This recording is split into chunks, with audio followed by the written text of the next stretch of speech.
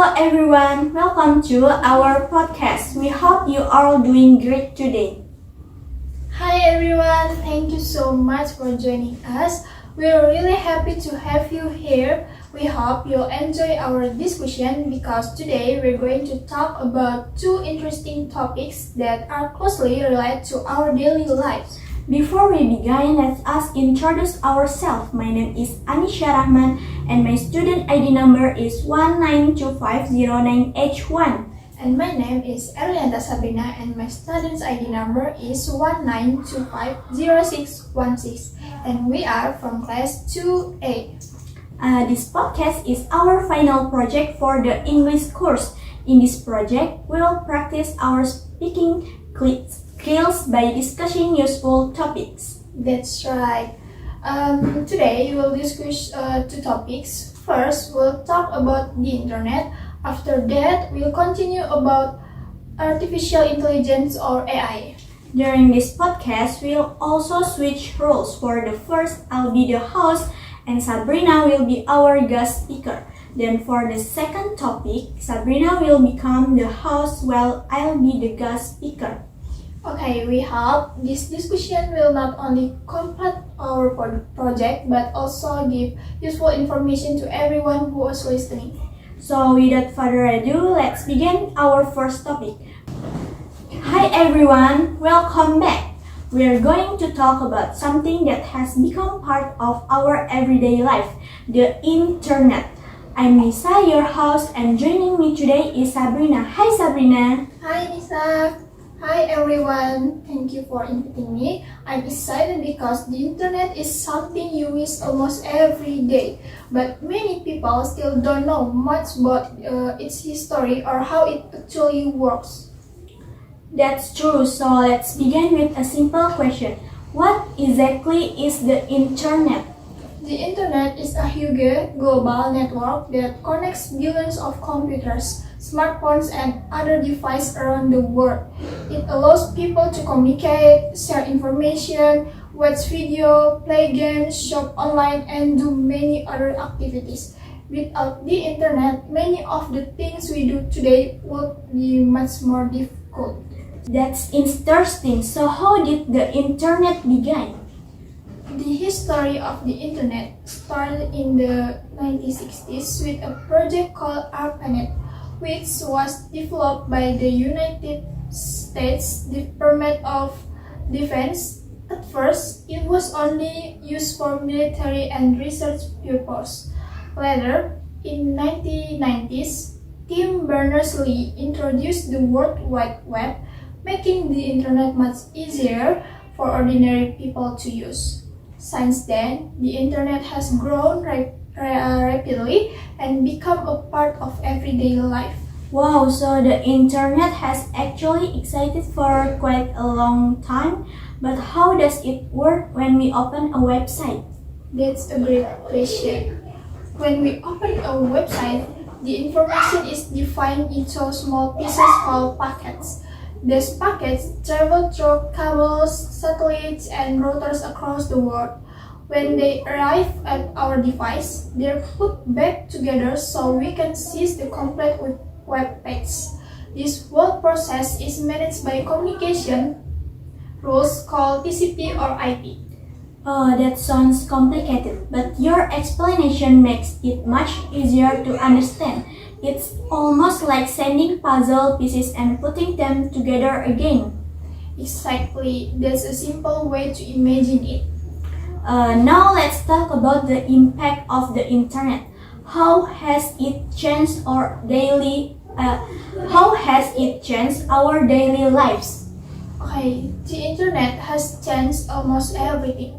Communication has become much easier because we can send messages or make video calls within seconds. Students can learn online, employees can work from home, business can sell products through online stores, and people can access information from anywhere at any time. I agree. As a student, I use the internet almost every day to search for information, submit assignments, and communicate with my classmates. Me too. We also use the internet for entertainment like watching movies, listening to music, playing online games, and using social media. It becomes a part of our daily routine. Besides the advantage, are there any disadvantage?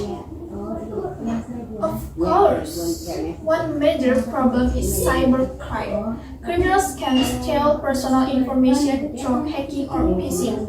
Sometimes people receive fake messages or fake links that look real. If we're not careful, our personal data can be stolen. That's really scary. What other problems do you think are common? Another problem is misinformation or fake news. Nowadays, information spread very quickly through social media. Unfortunately, not everything we read online is true.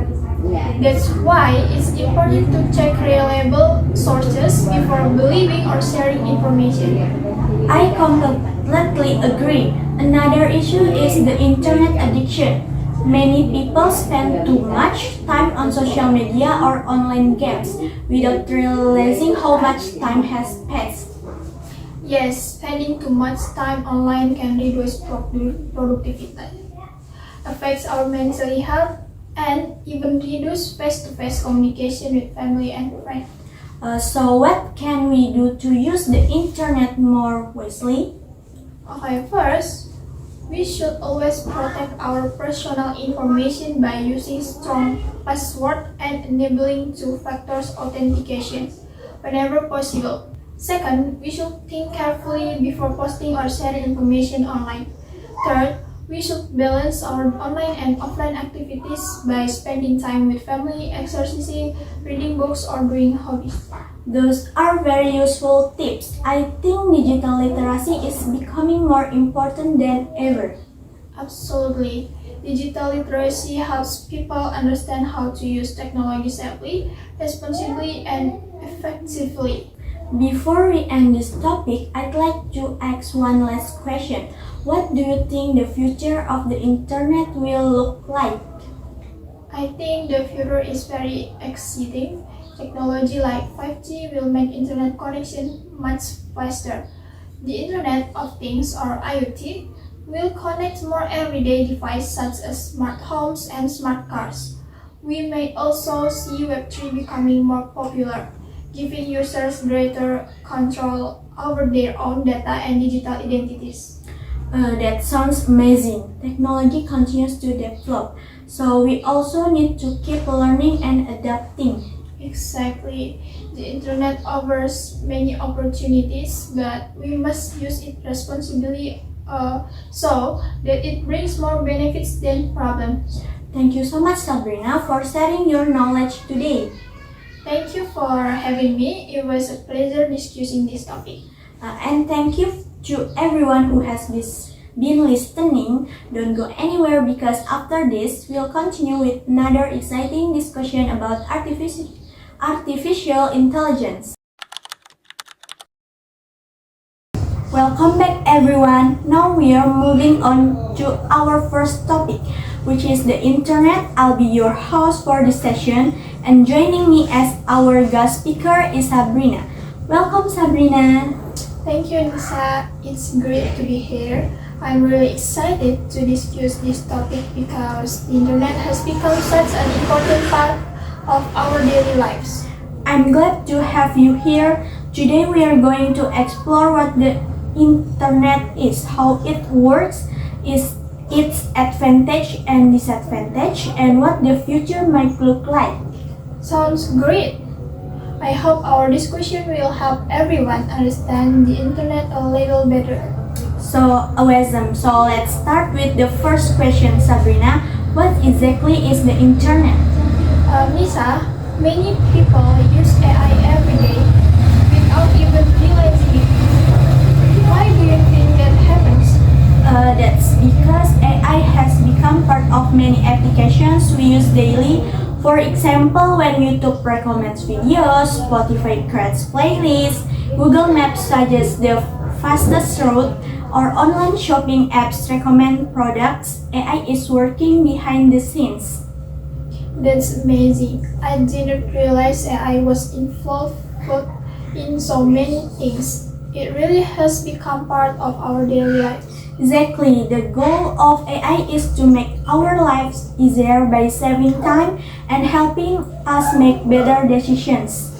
Besides making life easier, how does AI help students like us? AI can be a great learning assistant. Students can use it to translate language, improve grammar, summarize articles, generate ideas, and understand difficult concepts. However, it's important to remember that AI should help us learn, not do all the work for us. I completely agree. If students only copy AI's answers without understanding them, they won't actually learn anything. That's right. Critical thinking is still one of the most important skills.